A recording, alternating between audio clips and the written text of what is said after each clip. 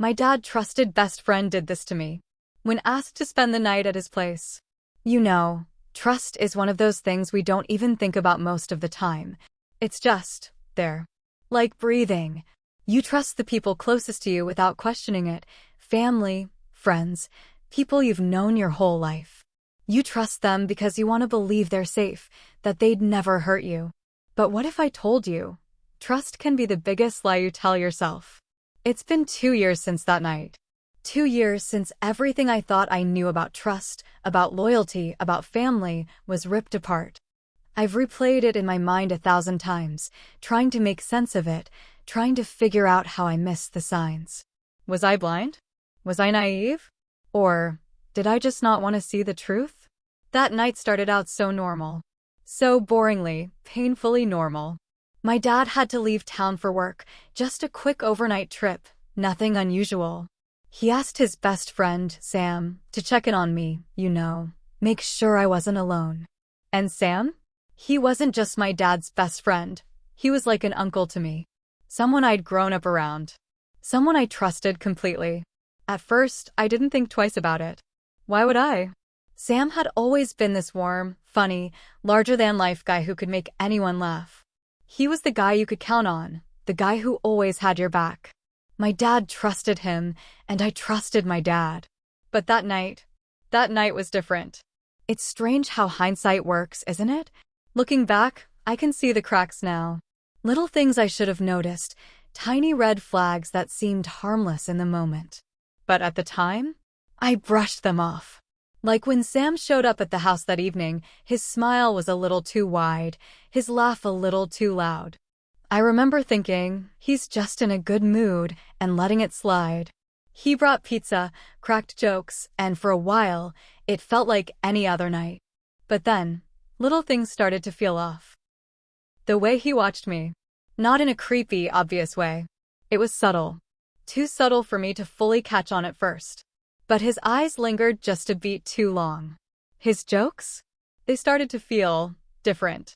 Like there was something underneath them I couldn't quite put my finger on. Still, I told myself it's nothing. He's just joking around like he always does. But as the night went on, that uneasy feeling in the pit of my stomach wouldn't go away. And then, the moment that changed everything. You ever have a moment in your life where time seems to stop? Where your brain can't quite process what's happening because it feels so surreal, so out of the blue. That's what it felt like when Sam crossed a line I didn't even know existed. I'll never forget the way the room suddenly felt so small, so suffocating. My heart was pounding in my chest, my hands were shaking, and all I could think was, this can't be happening. Not Sam. Not him. But it was. And in that moment, I realized something that still haunts me to this day. Trust isn't something you lose all at once. It's chipped away, piece by piece, moment by moment, until there's nothing left but a pile of shattered illusions. This story isn't just about what happened that night. It's about betrayal. It's about heartbreak. It's about how someone I thought was family turned out to be a stranger. And it's about what I did next, how I had to decide whether to stay silent or speak up and risk everything. Because here's the thing. Trust isn't just about believing in someone else. It's about believing in yourself. Believing that your instincts, your gut, are worth listening to. And that night, my instincts screamed at me to run, to fight, to protect myself. This is the story of how I learned the hard way that trust can be a dangerous thing. It's not just given, it's earned. And sometimes, even the people who earn it don't deserve it. I hope you'll stick with me, because what happened next? It's something I still struggle to put into words. But maybe, by sharing this, I can find some kind of closure. And maybe, just maybe, someone out there will hear this and feel a little less alone. But before we jump in, please take a moment to subscribe to the channel. This inspires and motivates us to bring you more stories like this, because you mean a lot to us and we truly appreciate you for doing so. To understand what happened that night, you need to know a little about the people involved and about me. I'm not sure how I'd describe myself back then. Confident? Maybe. But it was the kind of confidence that comes with being sheltered. I trusted the people in my life completely because, honestly, I didn't have a reason not to. My world was small, safe, and predictable. I grew up in a loving home with a dad who worked hard and a small circle of people who felt like family. And Sam. Sam was right at the center of that circle. Sam wasn't just my dad's best friend. He was the best friend, the kind you hear about in movies. They met in high school, survived college together, and even started their careers at the same time. My dad used to tell stories about how Sam had his back when they were broke and struggling, how they dreamt about building the lives they both eventually had. Sam was the life of every gathering. The guy who could light up a room just by walking in. He was tall, with this easygoing smile that made you feel like he was always in on some inside joke. He had this way of making people laugh, like really laugh, the kind of laughter that made you forget whatever was bothering you. For as long as I could remember, he'd been a part of my life. Birthdays, holidays, random Tuesday nights when he'd stop by just to hang out with Dad, they were all filled with Sam's booming laugh and larger-than-life personality. Growing up, I saw him as almost invincible. He was cool, funny, and always seemed so sure of himself. And the bond he had with my dad? It was something I admired. They were like brothers, finishing each other's sentences, cracking jokes only they understood. To me, their friendship was unshakable. Our home wasn't fancy, but it was warm. The kind of place where the smell of dinner lingered in the air, where there was always music playing softly in the background, and where people felt welcome. My dad had worked hard to create that for us.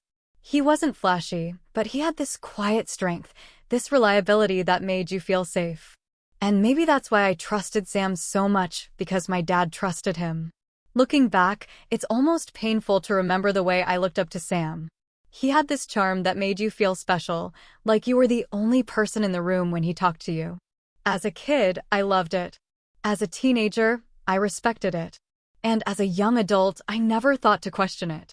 Sam wasn't married, but he was always dating someone. He'd bring women around sometimes, beautiful and sophisticated, but none of them ever stuck. Dad used to tease him about it, saying Sam was too much of a free spirit to settle down. And Sam? He'd just laugh it off with some witty comeback.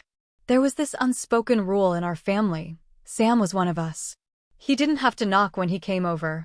He knew where the glasses were in the kitchen and didn't hesitate to grab himself a drink.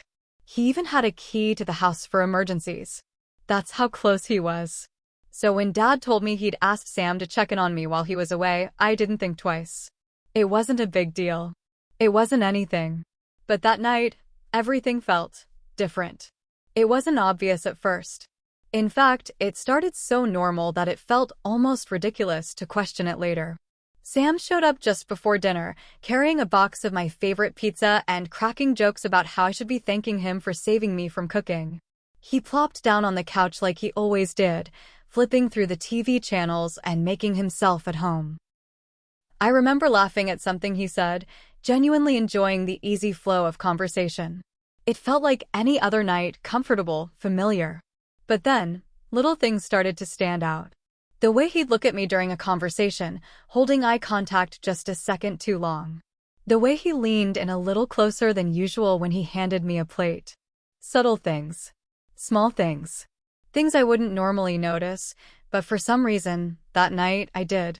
At one point, I remember him complimenting me, not in a weird way, just a casual comment about how grown up I looked. But there was something in his tone that made me pause. It wasn't the words. It was the way he said them, like he was seeing me differently. I told myself I was overthinking it. Sam had always been playful, a little flirty in a harmless way. That was just who he was. But as the night went on, that uneasiness grew. The living room, usually so warm and inviting, felt smaller somehow. The air felt heavier, like there was something unspoken hanging between us. I tried to shake it off, focusing on the movie we were watching, but I couldn't ignore the knot in my stomach. And then, there was this moment. We were sitting on the couch, just talking, when he asked me something that caught me off guard. "Do you ever feel lonely in this house?" he said, his voice softer than usual. It was such an odd question, so out of the blue, that I didn't know how to respond. I stammered something about how I was used to being on my own, but the way he looked at me, it was like he was searching for something in my answer, something I didn't even understand myself. In that moment, I realized I didn't feel safe. I didn't want to believe it. I couldn't believe it. This was Sam, my dad's best friend. The man who had been a part of my life for as long as I could remember. But the way he was looking at me, it wasn't right. And as much as I tried to tell myself I was imagining things, deep down, I knew I wasn't. That night, everything I thought I knew about Sam, about trust, about the people closest to me, started to unravel. And what came next? That's the part that still keeps me awake at night.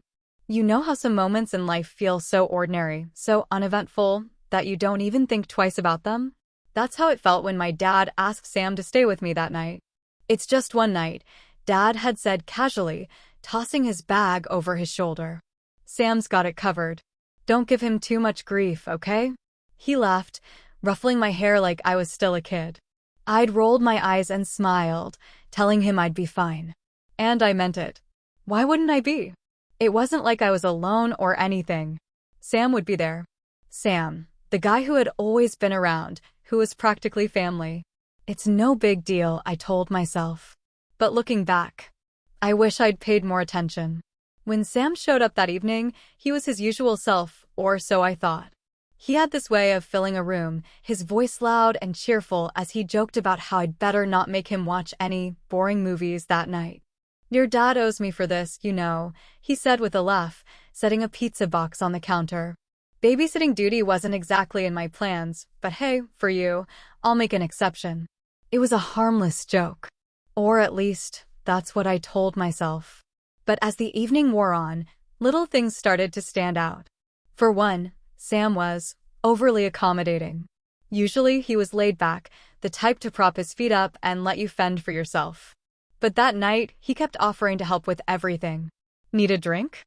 I got it. Want me to grab some plates for the pizza? Here, let me turn the TV on for you. At first, I didn't think much of it. He was just being nice, right? But then there were the comments, little things that fell off, even though I couldn't quite put my finger on why. You've really grown up, you know that? It's like I blinked and suddenly you're not a kid anymore. I laughed it off, trying to ignore the way his words made my stomach twist. I mean, it wasn't a weird thing to say, was it? People said stuff like that all the time. But it wasn't just the words. It was the way he said them. His tone was too soft, too, something. And then there was the way he looked at me, like he was studying me, like he was seeing me for the first time. I started to feel uncomfortable, but I didn't want to make a big deal out of it. This was Sam, after all. Maybe I was overthinking things. Still, I found myself sitting a little further away on the couch, keeping my phone close, texting friends just to feel a little less isolated. And then came the moment that tipped the scales. We were watching some random movie, something light and funny, and I could feel his eyes on me. Not the screen. Me. I shifted in my seat, pretending to adjust the blanket I had pulled over my legs, but the feeling didn't go away. You okay over there? He asked suddenly, his voice low. I nodded quickly. Yeah, why wouldn't I be? He leaned back, his arms stretching across the back of the couch, not quite touching me, but close enough that I could feel the tension. I don't know, he said, almost teasing. You just seem tense. Tense? I wanted to laugh it off, but my heart was pounding. Why was he saying that? Was I giving something away? Or was he testing me? I tried to brush it off. I'm fine. Just tired, I guess. He smiled, but it didn't reach his eyes. You know, he said, you don't have to act all tough. It's just me here. And there it was. That comment, simple, almost innocent, felt like a challenge. A dare to acknowledge something I wasn't ready to admit. The room felt smaller after that, like the walls were closing in. I tried to focus on the movie, on anything but him, but I could feel the shift. The air between us wasn't the same anymore. And then, out of nowhere, he said something I'll never forget. You ever feel like people don't really see you? Like they don't notice how amazing you are? My stomach dropped. I didn't know what to say. Part of me wanted to laugh, to call him out for being weird, but the words stuck in my throat. Before I could respond, he leaned forward, just slightly, his eyes fixed on mine. You're special, you know that? You deserve someone who sees that. Every instinct in my body screamed at me to get up, to leave the room, to call my dad and tell him to come back right now. But I didn't. I froze, unsure of what to do, unsure of whether I was imagining things or if this was really happening. I forced a smile, mumbling something about needing to check my phone, and practically bolted to the kitchen. My hands were shaking as I pretended to scroll through messages, my mind racing. Was I overreacting? Was he just being nice? Or was there something more to his words, his tone, his presence? I stayed in the kitchen longer than I needed to, hoping the space would ease the tension, hoping I was just imagining it all. But when I finally went back to the living room, his smile was waiting for me, warm, friendly, and completely unreadable. And in that moment, I realized I didn't know Sam as well as I thought I did. That night, something shifted forever. And what came next? It's something I'll never forget. When I went back to the living room, I tried to act normal, but I could feel the tension thick in the air. Sam was sitting there, relaxed, like nothing had changed, like everything was perfectly fine. But for me, nothing felt fine. I couldn't shake the feeling in my gut, the sense that something wasn't right. I kept telling myself I was overreacting. It's Sam, I thought. He's always been like this, always a little over the top. But was he? I found myself replaying his words in my head. You're special. The way he'd said it, the way his voice had dropped just slightly, like it was meant for me and no one else. It felt wrong. But at the same time, I didn't want to believe it. I mean, this was Sam. The guy who'd taught me how to ride a bike when Dad was too busy working.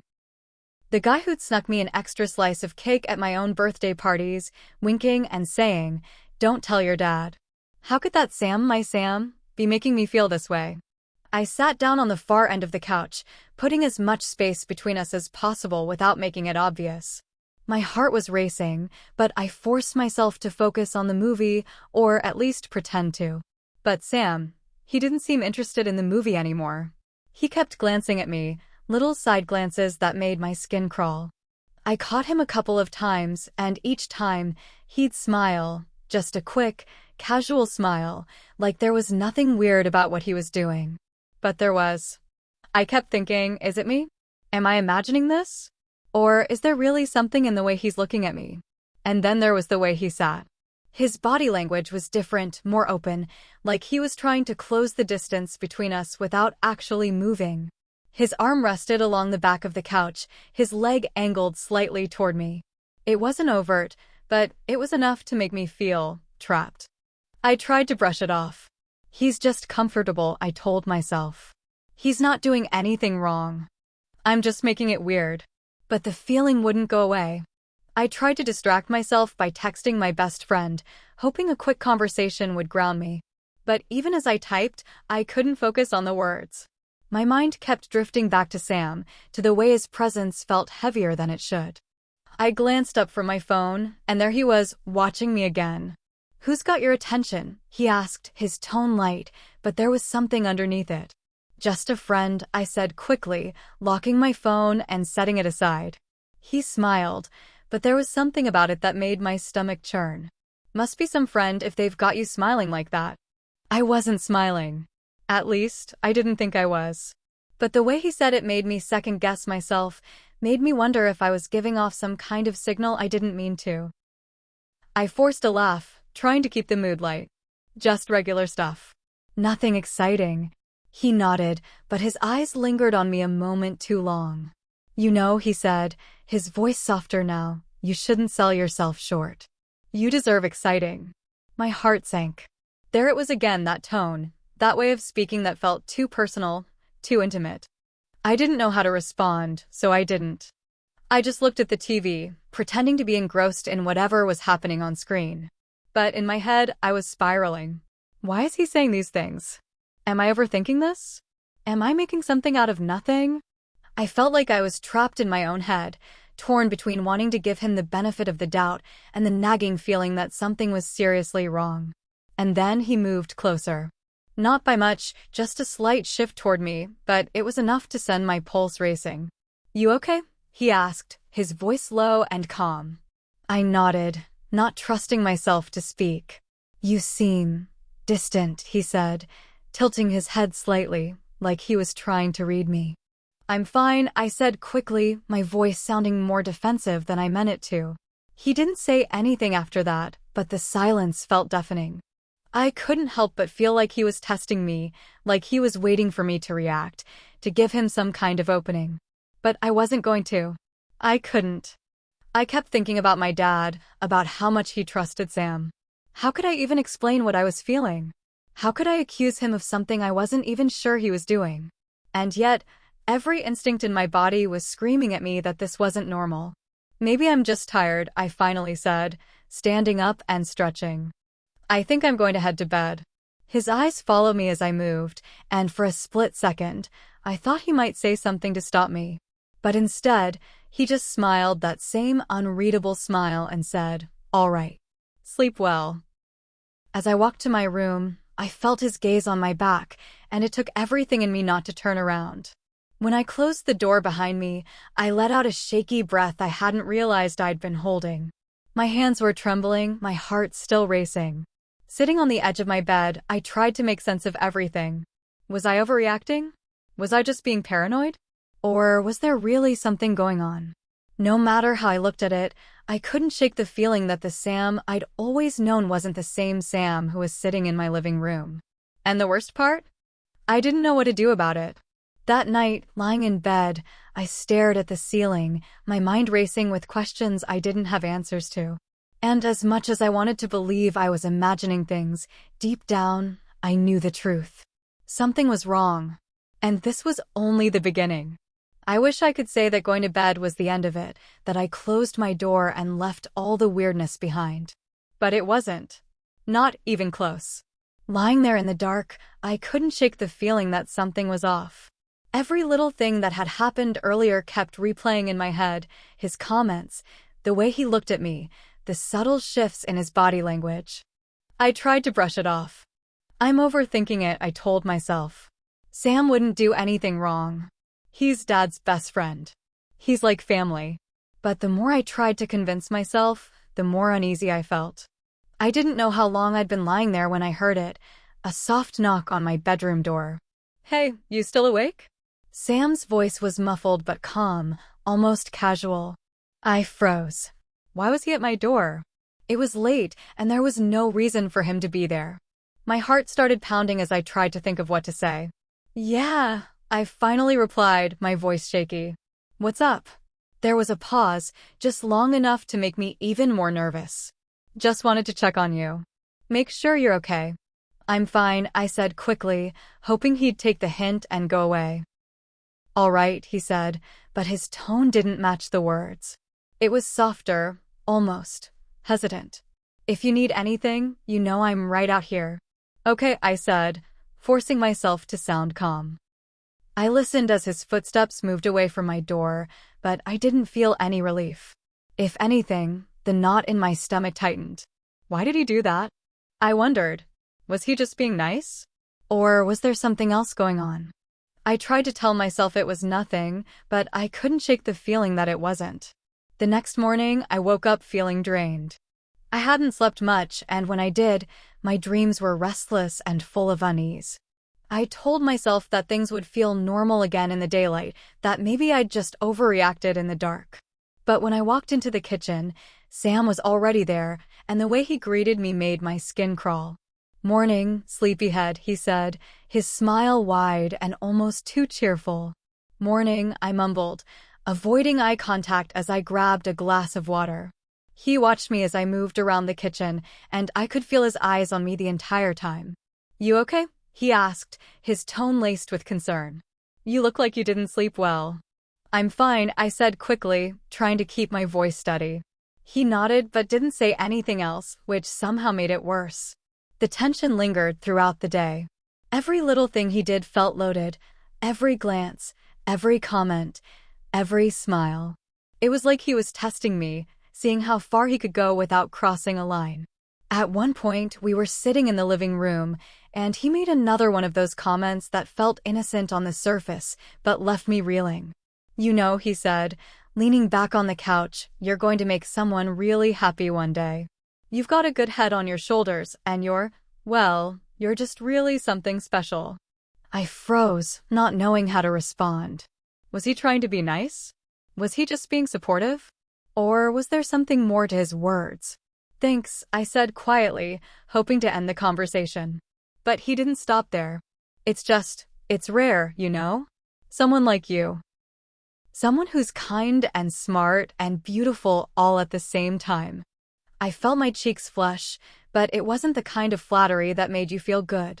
It made me feel exposed, like he was seeing me in a way he shouldn't. Thanks," I said again, shifting uncomfortably in my seat. He smiled, but it wasn't the same smile I'd grown up with. There was something behind it, something I couldn't quite place, but didn't want to understand. I wanted to call my dad. I wanted to tell him everything and let him handle it. But I didn't. I told myself I was overthinking it, that I was blowing things out of proportion. Sam was Dad's best friend, after all. He wouldn't do anything wrong. But deep down, I wasn't so sure anymore. As the day went on, the tension only grew. Every little thing he did felt calculated, like he was testing my boundaries. A touch on the shoulder that lingered too long. A compliment that felt too personal. A look that made my skin crawl. I felt isolated, trapped in my own thoughts. I couldn't tell anyone. How could I? What would I even say? "Hey, I think my dad's best friend is acting weird?" It sounded ridiculous, even to me. So I kept it to myself, hoping that if I ignored it, it would go away. But it didn't. That night, as we sat down for dinner, I felt like I was walking on eggshells. Every word, every action felt loaded with unspoken tension. And then he said something that made my blood run cold. "You know, it's nice having some one-on-one time with you. We never really get to do this, just the two of us." I forced a smile, trying to keep my voice light. "Yeah, I guess so." But inside, I was screaming. Why was he saying things like that? Was I imagining it? Or was there really something in his words, in his tone, that I couldn't ignore? By the time the night was over, I was exhausted, mentally, emotionally, physically. I went to bed feeling like I was on the edge of something, like the ground beneath me was crumbling and I didn't know how to stop it. And as I lay there in the dark, staring at the ceiling, I couldn't shake the feeling that things were only going to get worse. I didn't know it then, but that was just the beginning. The next day felt heavier, darker somehow, like the tension had finally settled into the walls of the house. I went about my morning trying to avoid him as much as possible, keeping my responses short and my movements purposeful. I wanted to give off the vibe that I was too busy, too uninterested in anything beyond the surface. But Sam didn't seem to pick up on the hints. Or maybe he did, and he just didn't care. It started small, little things that felt harmless at first, but quickly piled up. He'd brush past me in the kitchen, his hand lightly grazing my arm. Or he'd find excuses to be close, like leaning over my shoulder to look at something on my phone or sitting just a little too close on the couch. I told myself I was imagining it. I had to be imagining it. Why would he be acting like this? Why now? But then came the moment I couldn't ignore. We were sitting in the living room, the TV playing some mindless show I wasn't paying attention to. I was scrolling on my phone, pretending to be absorbed in my own world, when I felt him shift closer. At first, it was subtle, just the sound of the couch cushions moving, the faint creak as he adjusted his position. But then I felt it. His hand, resting on the back of the couch, inching closer to my shoulder. I froze. "Relax," he said softly, his voice too calm, too casual. "You're so tense lately." "I'm fine," I said quickly, not looking at him, my eyes glued to my phone screen. But then he leaned in, his voice dropping to a near whisper. "You don't have to act so tough, you know. It's just me." And that's when it happened. Before I could process what was going on, he reached out and tucked a strand of my hair behind my ear. It was such a small gesture, but it felt enormous, invasive. My whole body went stiff. My heart pounded in my chest, my breath caught in my throat. I wanted to move, to say something, but it was like my brain had short-circuited. "You're really beautiful, you know that?" he said, his voice barely above a whisper. I turned to look at him then, finally meeting his eyes, and what I saw made my stomach drop. There was something in his expression, a mix of intensity and something else I couldn't quite name. Something that terrified me. "Sam," I said, my voice shaking. "What are you doing?" He smiled, but it wasn't the warm, familiar smile I'd grown up with. This smile was different. It was calculated, knowing. "Relax," he said again, leaning back slightly, like he hadn't just crossed a line that could never be uncrossed. "I'm just saying you're beautiful. Can't a guy give a compliment?" But it wasn't just a compliment, and we both knew it. I stood up quickly, putting as much distance between us as I could. My hands were shaking, my heart racing so fast it felt like it might burst out of my chest. "I think I'm going to head to bed," I said, my voice barely steady. He looked up at me, his expression unreadable. For a moment, I thought he might argue, but then he nodded. "All right," he said, his tone still too calm, too controlled. "Sleep well." I didn't respond. I just turned and walked to my room, my legs feeling like they might give out at any moment. When I closed the door behind me, I locked it, something I'd never done before in my own home. I sat on the edge of my bed, my mind racing, trying to make sense of what had just happened. Had I imagined it? Was I blowing things out of proportion? Or had he really? No. I couldn't let myself finish that thought. It was too much. I wanted to call my dad, to tell him everything, but I couldn't. What would I even say? "Hey, Dad, I think your best friend is acting weird?" It sounded so small, so ridiculous compared to the weight of what I was feeling. And then there was the fear.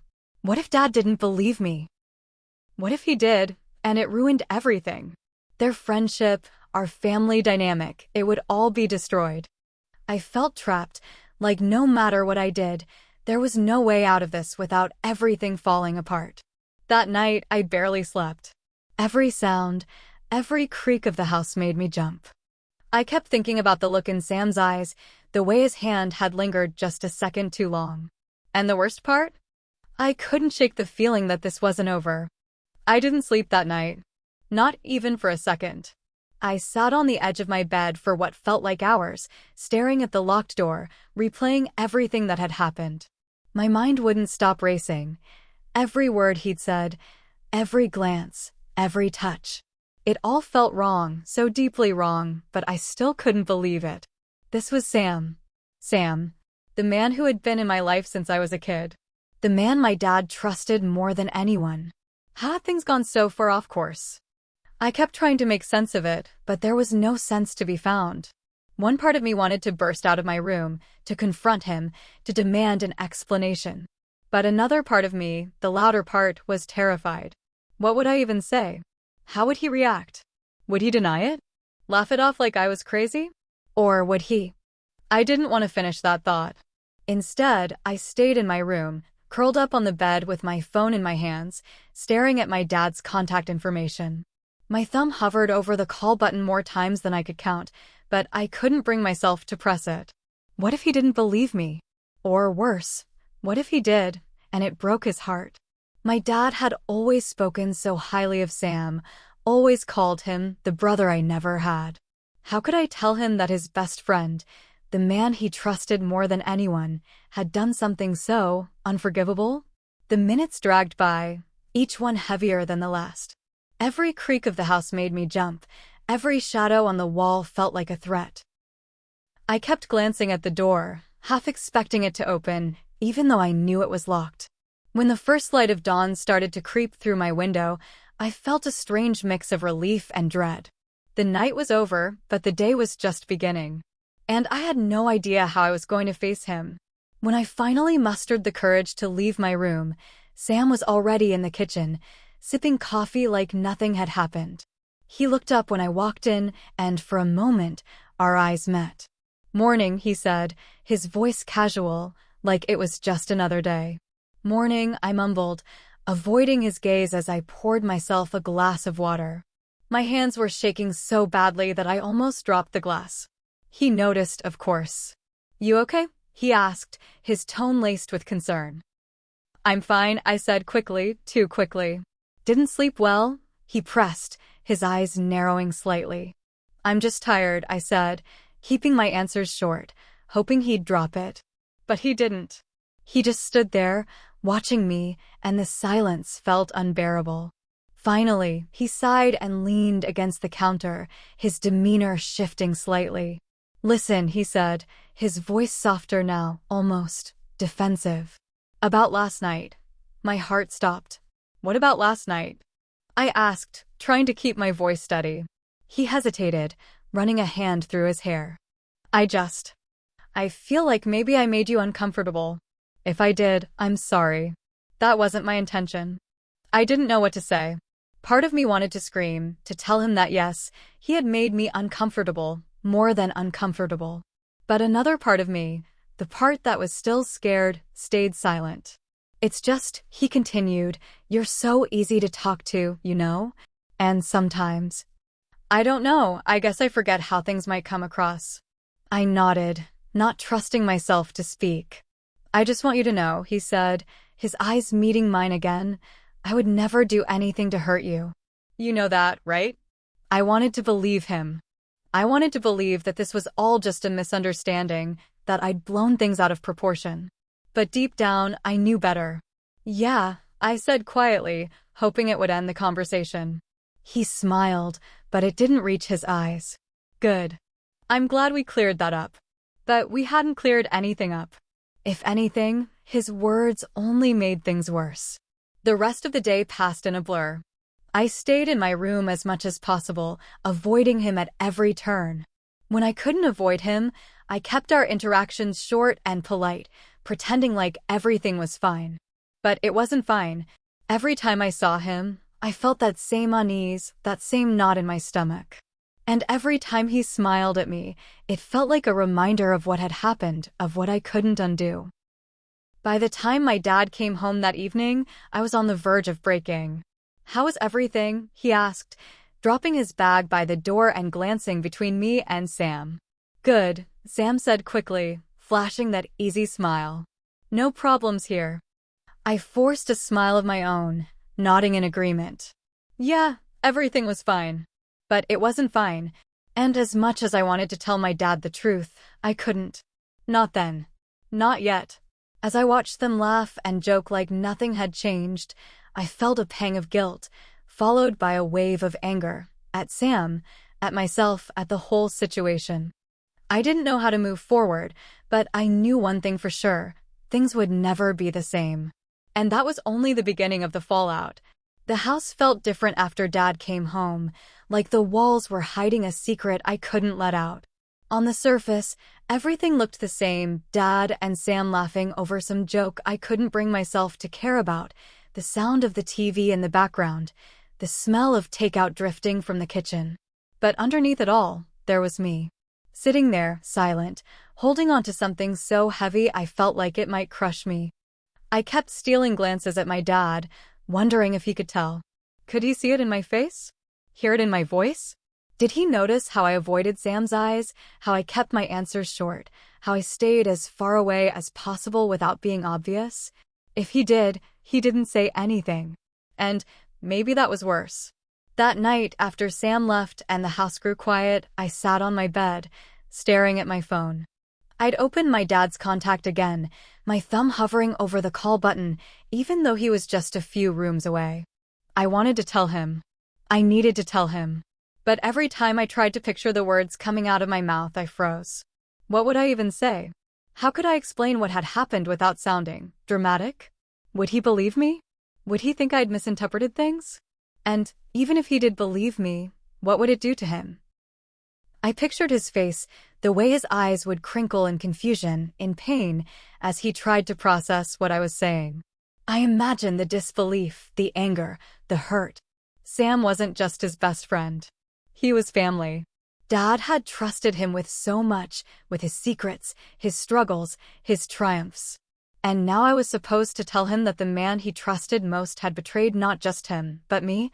It felt impossible. But staying silent felt impossible too. If I told Dad, it would break his heart, I whispered to myself, the words hanging heavy in the air. But if I stayed silent, could I live with myself? I spent the next few days in a fog, going through the motions while my mind spiraled in circles. I kept replaying everything that had happened, Every word, every look, every touch. I kept questioning myself, wondering if I'd done something to invite it, if I'd somehow encouraged him without realizing it. But then I'd think about the way he'd leaned in, the way he'd touched my hair, the way his eyes had lingered on me. No, this wasn't my fault. And yet, the guilt wouldn't go away. I felt guilty for not telling my dad, for keeping something so important from him. But I also felt guilty for even considering telling him, knowing what it would do to him, to us, to everything. I couldn't eat. I couldn't sleep. I avoided being alone with my dad, terrified that he'd ask me what was wrong, that I'd blurt it out and shatter his world in an instant. One night, as I lay in bed staring at the ceiling, I thought about Sam's words. I would never do anything to hurt you. You know that, right? It was such a lie. How could he say that, knowing what he'd done, knowing how he'd made me feel? Did he think an apology, or whatever that was supposed to be, would make it better? Did he even feel guilty? Or was he just trying to cover his tracks, to make sure I wouldn't say anything? The more I thought about it, the angrier I became. He had no right to put me in this position, to make me question myself, my safety, my trust in the people closest to me. He had no right to force me to carry this burden alone. And yet, here I was, carrying it. A week passed, and then another, and I still hadn't told my dad.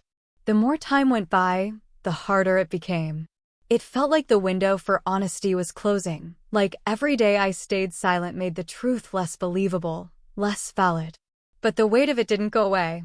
I started avoiding family gatherings, making excuses to stay home whenever I knew Sam would be there. Dad noticed, of course. He asked me if I was feeling okay, if I was stressed about something. I'm fine, I'd say, forcing a smile. Just busy with school. He'd nod, but I could see the doubt in his eyes. And then one night, he asked me the question I'd been dreading. Did something happen with you and Sam? My heart stopped. I froze, my mind racing, trying to figure out what to say. Had Sam said something to him? Had he noticed something I'd tried so hard to hide? No, I said quickly, too quickly. Why would you ask that? He looked at me for a long moment, his expression unreadable. You've been different lately, he said finally. Quiet. Distant. I just thought maybe. He trailed off, shaking his head. Never mind. I'm probably overthinking it. I wanted to tell him then. I wanted to say, yes, something happened. Something awful, and I don't know what to do about it. But I couldn't. The words wouldn't come. Instead, I just nodded, forcing another smile. I'm fine, Dad. Really? That night, I cried for the first time since it happened. Not because I was sad, but because I was angry. Angry at Sam for what he'd done, angry at myself for staying silent, angry at the world for putting me in this impossible situation. And as I lay there, staring at the ceiling, I made a decision. I couldn't stay silent forever. I didn't know how, or when, or even if Dad would believe me. But I knew I had to try. Because the truth? It might break his heart.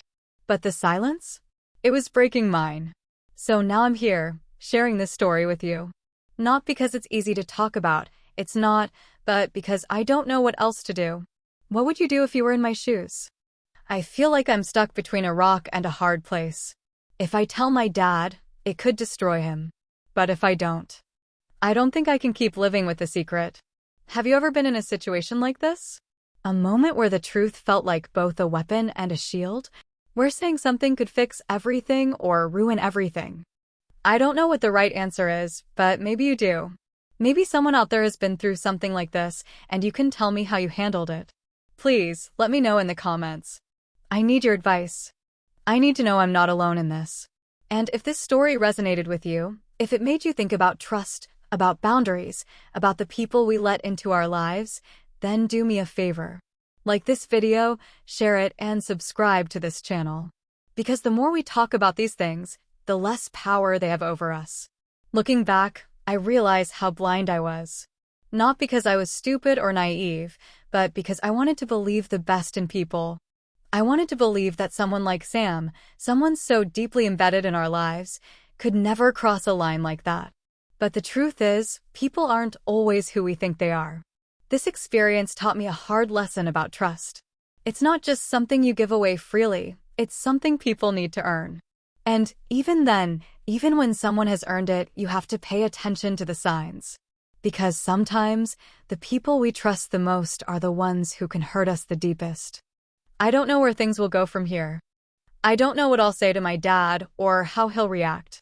But I do know one thing, I'll never ignore my instincts again. If something feels off, it probably is. If someone's behavior makes you uncomfortable, trust yourself. Speak up. Set boundaries. Protect your peace.